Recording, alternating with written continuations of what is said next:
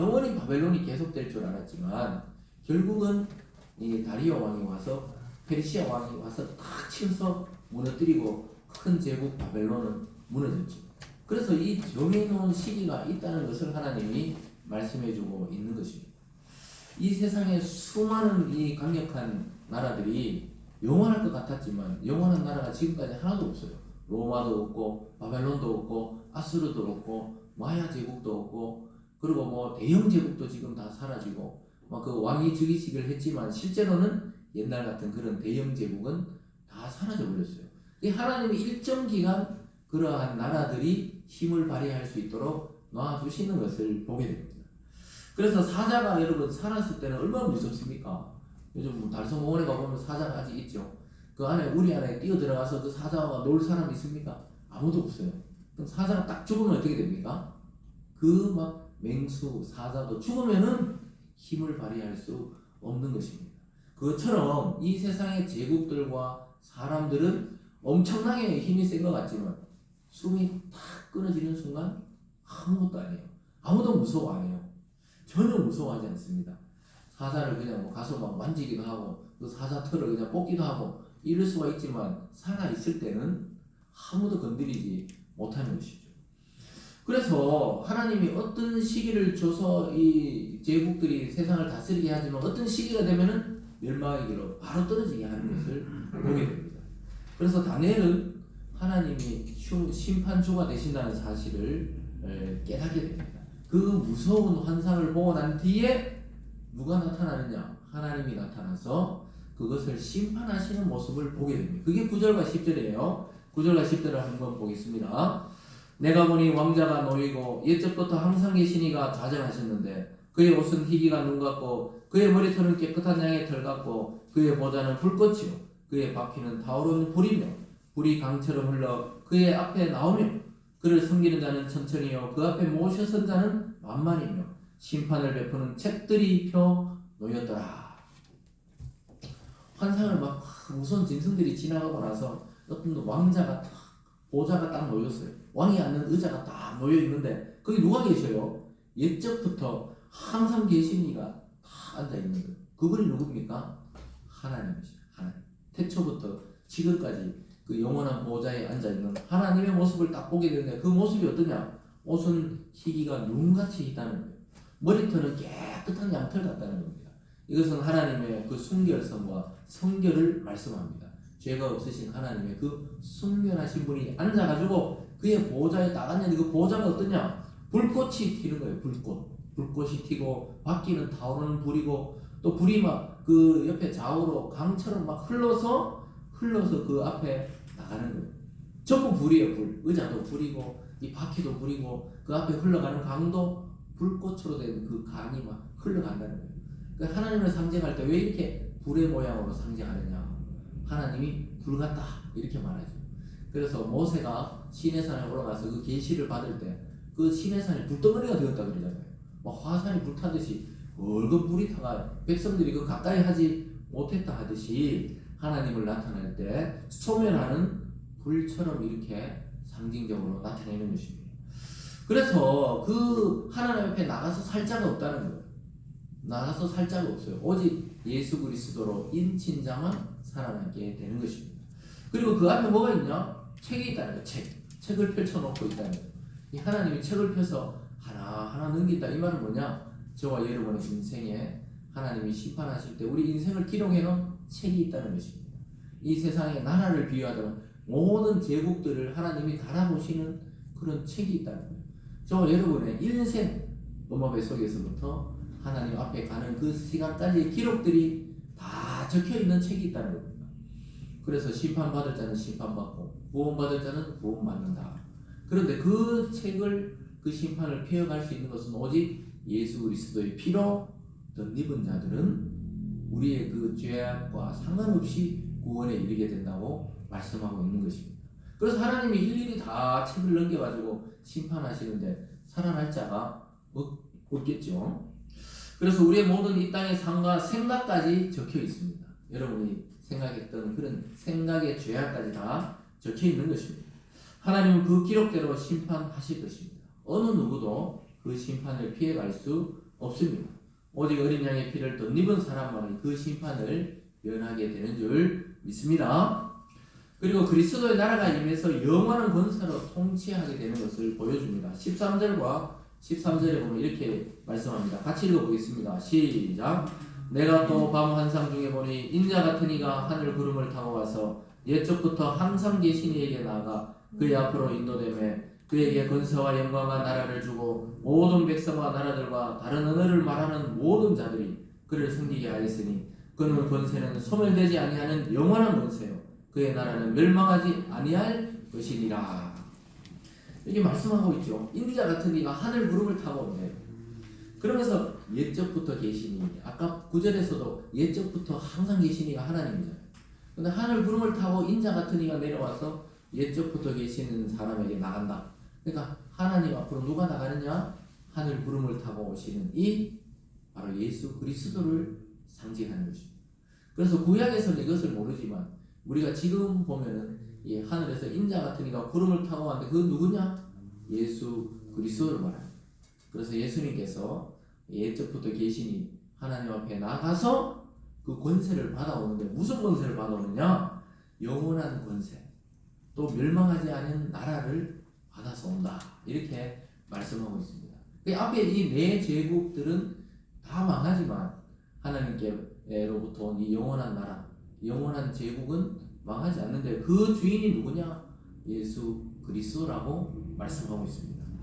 그래서 다니엘이 밤에 환상을 보니 이 세상의 나라들과 전혀 다른 왕, 다른 한 나라가 임하게 되는데요. 그것이 바로 예수님을 통해 이루어질 하나님의 나라를 보여주고 있습니다.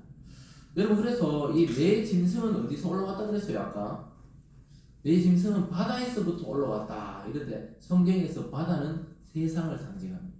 그래서 이 앞에 네 제국들은 하나님 나라에서 온 게 아니라 세상에 인간이 만들어낸 그런 네 가지 제국이 나타났던 것이고, 하늘 구름을 타고 왔다는 것은 하나님으로부터 시작된 어떠한 나라가 시작되었다는 것입니다. 그리고 하나님으로부터 예수님은 내려왔다는 것을 상징적으로 보여주는 거예요. 그래서 바다에서 나온 네 짐승과 하늘에서 구름을 타고 내려온 인자 같은 이가 대조를 이루고 있는 것이죠. 그래서 이 세상의 왕들은 이 세상에서 나타나서 하나님을 대적하는 적 그리스도로 살아가지만 하나님으로부터 내려온 인자는, 예수님은 참 그리스도로서 모든 인간과 만물을 새롭게 하실 것입니다. 그래서 인간이 만들어낸 제국이 아니에요. 저와 여러분이 믿고 있는 이 기독교, 이 교회, 또 이 하나님의 나라는 인간이 만들어낸 것이 아니라는 것입니다. 신적으로 하나님으로부터 시작되었다는 것을 상징적으로 보여주고 있는 것입니다. 그래서 출애굽을 한 이스라엘 사람들에게도 불기둥과 푸른 기둥으로 지켜줬다고 하는 것은 하나님으로부터 그 나라가 시작되었다는 것을 상징적으로 보여주는 것입니다. 여러분, 이 세상은 결국 하나님의 심판으로 끝장날 것입니다. 그 시기와 때를 알 수 없을 뿐이지 정해진 사실이에요. 그래서 기독교의 역사관은 직선적입니다. 어느 날 갑자기 이 지구, 이 세상, 이 우주는 멸망에 그냥 빠져버리는 거예요. 그래서 우리는 윤회하는 게 아니에요. 돌고 도는 물레방아 인생이 아니고 직선으로 흘러가는 직선적인 역사관입니다. 물론 사계절이 있고 또 해가 바뀌면 좀 돌고 도는 것 같이 보이지만 실제로는 멸망을 향해 힘차게 지금도 달려가고 있는 것이 이 세상 나라입니다. 그러나 하나님의 나라, 주님이 통치하는 나라는 예수님이 이 땅에 오시면서부터 영원토록 완성될 나라, 또 주님 다시 오시면서 완성될 나라는 영원토록 존재할 그러한 나라입니다. 믿습니까? 그래서 그 나라에 들어가는 것은 오직 믿음만이 통할 뿐입니다. 주님을 믿는 자들은 주님이 하나님 앞으로 우리를 인도합니다. 그리고 주님과 더불어 새로운 세상, 새로운 나라의 주인으로 살아갑니다. 그래서 소멸되지 않는 권세와 멸망치 않는 나라를 저와 여러분이 우리 주님과 함께 상속받게 될 줄 믿습니다. 네. 오늘 마지막 세 번째로 보면요, 그 환상에 대한 해석이 등장합니다. 이 전반부는 그 환상을 받게 되고 그 후반부는 환상에 대한 해석을 받게 되는 것을 보게 됩니다. 그래서 15절부터 22절까지는 환상에 대한 이 보충적인 설명을 드러내고 있다면, 그 다니엘이 스스로 해석한 게 아니에요. 다니엘도 이 꿈의 환상을 보고는 해석이 안 되는 겁니다. 그래서 하나님께 기도했을 때 하나님이 그 해석을 알려주는데 17절과 18절에 보면 이렇게 말씀합니다. 그 내 큰 짐승은 세상에 일어날 내 왕이라. 지극히 높으신 이의 성도들이 나라를 얻으리니 그 누림이 영원하고 영원하고 영원하리라. 이렇게 말씀합니다. 하나님의 천사들이 가르쳐주죠. 세상에 일어날 내 왕이다. 이 말은 내 제국이 일어날 것이다. 그래서 성도들이 막 엄청나게 핍박받지만 결국은 성도들이 영원한 나라를 얻게 되고 그 누리는 것이 영원하고 영원하고 영원하다. 이 말이 영원하단 말을 막 강조하는 거지 3번이나. 영원히 영원히 영원히 누리는 나라가 나타난다는 것입니다. 이 세상의 왕들은 한계가 있습니다. 하나님이 정해놓은 시간이 되면 아주 하루아침에 망하기도 해요. 이 세상의 권세를 가진 자들 보세요. 어떤 이슈가 일어나면 하루아침에 그냥 뭐 국회의원직이 박탈되거나 대통령이 탄핵되거나 막 이런 게 우리 눈으로 볼 때는 이게 뭔가 바람이 부는 거예요. 그냥 확 바람이 불어서 그냥 나중에 보면은 그렇게 큰일도 아닌 것 같은데 그냥 대통령직에서 쫓겨나게 되고 국회의원을 내려놓거나 뭐 장관을 내려놓게 되고 이런 게 보이죠. 요즘 시대에도. 그게 무슨 말입니까? 하나님이 정해놓은 시기가 있다는 걸 보여주는 거예요. 저와 여러분의 인생도 어느 날 아까 제가 초반에 먼지 같다 그러잖아요. 참 먼지 같죠. 여러분의 친구나 동료나 아는 분들 중에도 이미 하늘나라로 가신 분들이 꽤 있을 겁니다. 저도 뭐 최근에 그런 일들을 겪으면서 참 이제 우리 나이는 중년의 나이죠. 참 이 티끌같이 순식간에 사라지는구나. 그러니까 어릴 때는 너무 길잖아요. 인생이 너무 길어요. 그래서 초등학교 다닐 때 언제 어른이 되나, 언제 어른이 돼서 내 맘대로 그냥 돈을 쓰냐, 내 맘대로 돈을 벌어보고 내가 먹고 싶은 거 먹고 내 맘대로 사냐 이러잖아요. 그래서 어릴 때 너무 시간이 안 가잖아요. 초등학교 때, 중학교 때까지도 잘 안 가요. 고등학교 가면 조금 빨리 가지만 엄청나게 길 것 같았는데 지금 딱 보니까 너무 빨리 지나가는 거예요. 근데 하나님이 볼 때는 이 세상에 400년, 500년, 1000년 이렇게 가는 제국들도 하나님 볼 때는 순식간에 지나간다 이 말이에요. 그러고 나서 등장하는 나라가 뭐냐? 예수님이 통치하시는 영원한 제국, 영원한 나라가 있다고 말씀하고 있는 것입니다. 그 사람들은 누가 받게 되느냐? 그 영원한 나라는 예수님을 끝까지 믿었던 믿음의 성도들이 그 원한을 풀고 그 나라를 차지하게 된다고 말씀합니다. 21절과 22절입니다. 내가 본즉 이 뿔이 성도들과 더불어 싸워 그들에게 이겼더니 옛적부터 항상 계신 이가 와서 지극히 높으신 이의 성도들을 위하여 원한을 풀어주셨고 때가 이름의 성도들이 나라를 얻었더라. 이 주인공이 누굽니까? 우리들이란 거예요. 우리들. 지금 다니엘은 몇천 년 전에 환상을 보면서 계시를 받았지만 예수 그리스도의 이름도 몰랐지만 우리는 이미 예수님이 이 모든 환상을 성취하시고 오신 그 나라에 속한 백성, 성도가 되었다는 것입니다. 믿습니까? 그래서 성도들을 위하여 원한을 풀어주시고 때가 이르면 성도들이 나라를 얻는다는 거예요. 이 나라는 이 땅에 세상의 나라가 아닌 줄 믿으시기 바랍니다. 이 세상 나라처럼 없어지는 나라가 아니에요. 이 뿔들이 막 성도들과 더불어 싸웠다 그러잖아요. 이 말이 뭐냐? 우리들이 이 세상에 믿음으로 사는 동안 엄청나게 핍박을 받고 고난을 당한다는 것을 보여주고 있습니다. 이 당시 바벨론이나 또 메데파사나 이 또 로마 앞으로 다가올 로마 시대에 믿음의 성도들이 엄청나게 핍박받았잖아요. 그걸 지금 미리 내다보고 있는 거예요. 그리고 우리가 오늘날 살아가는 우리들도 예수 믿는다는 것, 교회 다니는 것 때문에 괜히 있잖아요. 불이익을 당하거나 또 신적 고통을 당하는 경우들이 있어요. 개인에게 그래 당할 수도 있고 나라의 법이나 제도 때문에 당할 수도 있습니다. 그러니까 다 고난이 있는 거예요. 근데 그 원한을 누가 풀어주느냐? 우리 주 예수 그리스도가 하나님으로부터 통치권을 받고 와서 그걸 다 풀어주고 영원한 나라를 우리에게 선물로 주신다고 약속하고 있습니다. 그래서 앞에 나오는 이 무서운 나라들, 막 그 짐승 같은 나라들을 너무 신경 쓰지 마시고 주님이 하나님께 받아온 이 영원한 권세, 영원한 나라의 주인공들로 우리를 불렀다는 사실만 잘 기억할 수 있기를 바랍니다. 그래서 24절과 25절에도 또 이런 말씀이 나와요. 그 열불은 그 나라에서 일어날 열왕이요 그 후에 또 하나가 일어나리니 그는 먼저 있던 자들과 다르고 또 새 왕을 복종시킬 것이며 그가 장차 지극히 높으신 이의 말로 대적하며 그가 또 때와 법을 고치고자 할 것이며 성도들을 그의 손에 붙임받으여 한 때와 두 때와 반 때를 지내리라. 뭐 엄청나게 어려운 말들이죠. 지금 환상을 막 해석해야 되는데 열왕이 일어난다는 거예요. 그 아까 마지막 그 짐승이 뿔이 10개라 그랬잖아요. 그 왕을 상징하는데 열왕이 일어나는데 그 왕 중에 또 한 왕은 엄청나게 독한 놈인데 그 사람들은 성도들을 막 엄청 핍박한다는 거예요. 그래서 어떻게 해요? 한 때와 두 때와 반 때 동안 고난을 당한다는 거예요. 과연 한 때와 두 때가 반 때가 도대체 몇 년을 말할까요? 그 구약의 시간으로 보면은 엘리야 선지자 때 3년 반 동안 비가 내리지 않았죠. 하나님이 이 이스라엘이 말을 안 들으니까 비를 3년 반 동안 주지 않았던 거예요. 그게 바로 한 때와 두 때와 반 때를 또 상징합니다. 한 때는 1년, 두 때는 2년, 반 때는 6개월, 3년 6개월로 해석하는 경우가 많은데요. 꼭 그런 시간적인 계산만이 아니고 어느 특정한 시간을 우리가 고통을 받게 된다는 거예요. 제가 코로나 처음 생겼을 때 아마 목요 기도에 왔던 분들 이야기 많이 들었을 거예요. 이거 최소 3년 갑니다. 성경의 원리를 보면 꼭 그 시간이 맞는 건 아니지만 한 때와 두 때와 반 때 3년 6개월 갑니다. 기억하십니까? 제가 그래 많이 설교했어요. 2020년에 설교할 때. 이거 그냥 빨리 끝날 게 아니니까 마음에 느긋하게 가지십시오. 3년 반 최소. 또 더 가면 3년 반, 3년 반 더 하면 7년.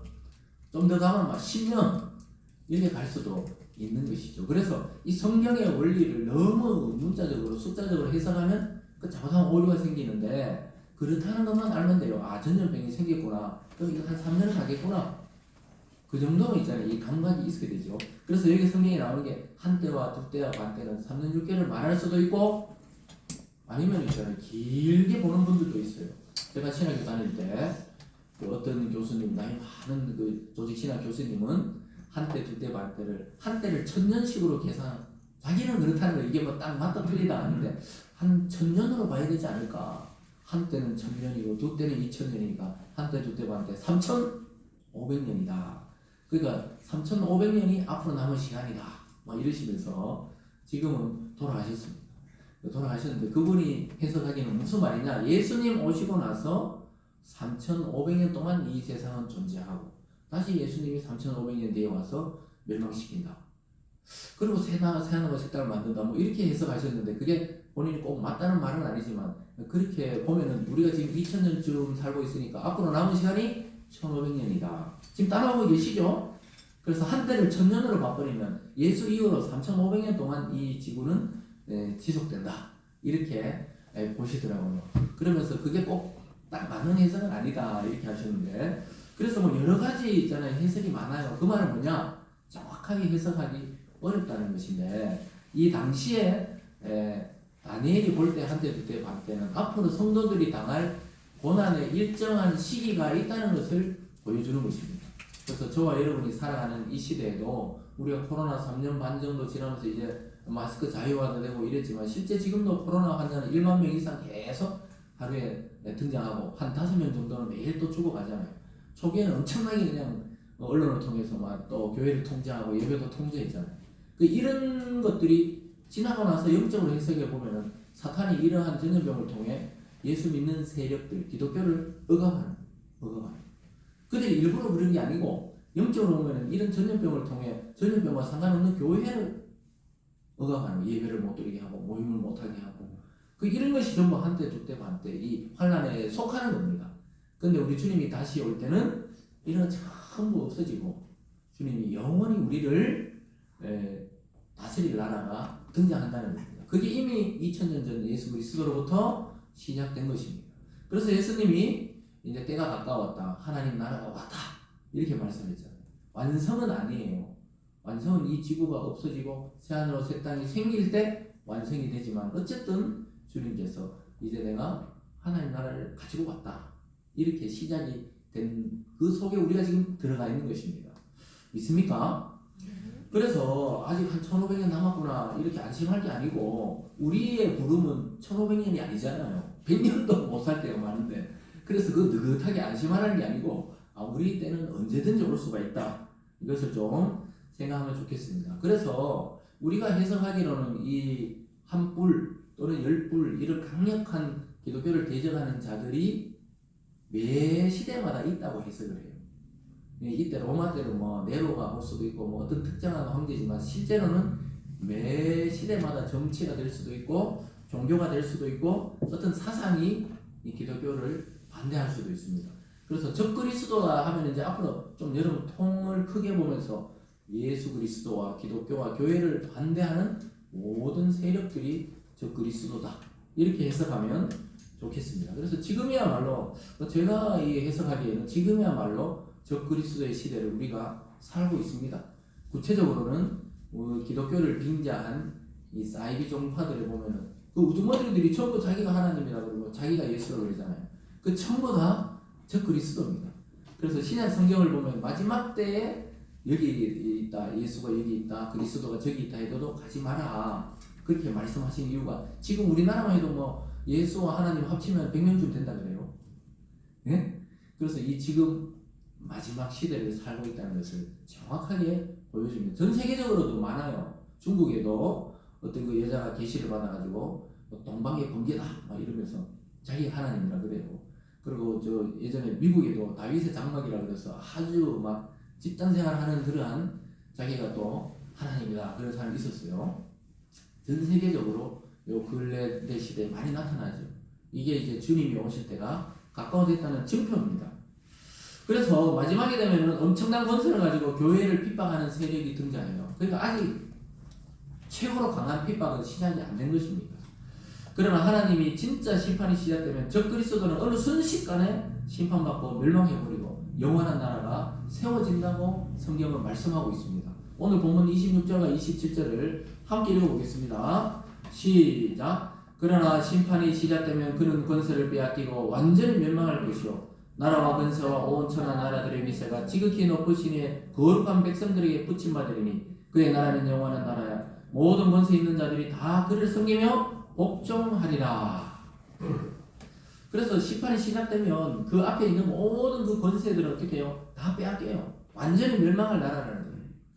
다 멸망한다는 거예요. 이 세상에 막 지금 뭐 러시아, 중국, 미국 막 엄청나게 강대국 같지만은 만약에 주님이 왔다 그럼 그 권세를 다 빼앗는다는 거예요. 다 빼앗아가지고 순식간에 멸망시키고 거룩한 백성, 성도들에게 붙임받는다는 거예요. 성도들에게 그냥 땅을 나눠주는 거다. 이 영적인 의미와 이 실제적인 의미가 같이 들어가 있는 겁니다. 이것은. 그래서 지금 보이는 이 새하늘, 이 헌하늘과 헌 땅이 아니에요. 안 보이는 지금 새롭게 오는 새하늘과 새 땅이 점점 지금 가까이 오고 있습니다. 우리 사는 시대는 더 가까이 지금 와 있는 것입니다. 그래서 모든 권세 있는 자들이 다 그를 섬기고 복종하게 된다. 하나님과 또 예수 그리스도와 그를 믿는 자들을 복종하고 따르게 된다는 것입니다. 하나님은 에덴 동산을 잃어버리고 인간에게 한 나라를 선물해 주셨는데 그것이 이스라엘 백성이었는데 그것도 실패했어요. 그래서 하나님은 영원한 한 나라, 그리스도를 통해 세우신 나라를 통해 이 세상을 심판하고 통치하신다고 말씀하고 있습니다. 예수님이 통치하는 영원한 나라를 이 땅에 건설하셨습니다. 우리가 이 땅을 살아가면서 전혀 주님의 통치를 느끼지 못하고 살아간다면은 이건 슬픈 일입니다. 지금도 주님은 우리를 말씀으로 통치하고 다스리고 인도하고 계시는 것입니다. 적그리스도의 시대를 살고 있는 우리들이 하나님을 제대로 알지 못한다면 우리도 우리 개인도 주님을 대적하는 적그리스도의 입장에 서 있는 거예요. 자꾸. 그래서 하나님 말씀을 듣고 하나님의 뜻이 무엇인지를 잘 알아야 되는 것입니다. 그래서 하나님을 업신여기지 말고 하나님의 그 말씀에 순종하는 것이 참된 이 성도로 또 하나님의 손에 붙인 성도로 백성으로 살아가는 것입니다. 여러분 현재의 기독교의 모습 또 우리 자신의 모습을 좀 냉정하게 말씀을 통해 돌아봐야 합니다. 그래서 지금은 혹시나 어긋나있다면 지금 돌아서야 돼요. 우리가 살아있는 동안에 돌아서야 되지 기회가 없다니까요. 기회가 없어요. 그리고 나이를 자꾸 먹어가시는 어른들은 더 기회가 없어요. 자꾸 자기 방식대로 하나님을 믿으면 안 되고 하나님의 방식대로 우리를 맞춰가야 되는 것입니다. 그래서 유대인들은 구약의 말씀을 지식적으로 몰라서 망한 게 아니에요. 예수님 왔을 때 유대인들이 구약을 달달 외우고 있었는데 예수를 믿지 않았어요. 우리가 주님 다시 왔는데도 뭐 안 믿을 수가 있어요. 우리 방식대로 살다 보면은 우리 방식대로 예배드리고 우리 방식대로 신앙생활하면은 주님이 다시 재림했는데 못 알아보고 뭐 그럴 수가 있다는 것입니다. 그래서 여러분 믿지 않아서 망하는 것이에요. 사람들이 몰라서 망하는 게 아니고 믿지 않기 때문에 망하는 것입니다. 지금 우리들은 하나님의 말씀을 말씀답게 생각하고 그 말씀을 나에게 주신 말씀을 늘 받아야 되는 것입니다. 여러분 그러려면 성경을 읽어야 돼요. 말씀을 묵상해야 되고 그 묵상에 따라 기도해야 하나님의 뜻을 발견할 수가 있게 되는 것입니다. 사랑하는 여러분, 주님 안에서 진정 믿는 성도들만 영원한 나라를 유업으로 받게 됩니다. 교회 문턱만 왔다 갔다 한다고 구원에 이르는 게 아니에요. 예수 그리스도를 믿고 하나님께 인정받는 그런 믿음의 사람들 다 되시길 주님의 이름으로 축복합니다. 기도하겠습니다. 사랑의 하나님 아버지 감사드립니다. 하나님 참으로 어렵고 또 이 해석하기도 난해한 이 구절을 지나가고 있습니다. 우리 성도들에게 깨우침의 은사를 주시고 깨닫는 은혜를 주셔서 이 말씀이 오늘날 우리를 향하신 말씀임을 깨닫게 도와 주시옵소서. 하나님 아버지 이 세상에 썩어질 것들에 목숨 거는 것이 아니라 영원한 나라 영원한 권세를 가지신 예수 그리스도를 믿는 믿음 앞에 충성을 다하는 저희들 다 되게 하여 주시옵소서. 감사드리며 예수님 이름으로 기도드리옵나이다. 아멘. 360장 찬양합니다.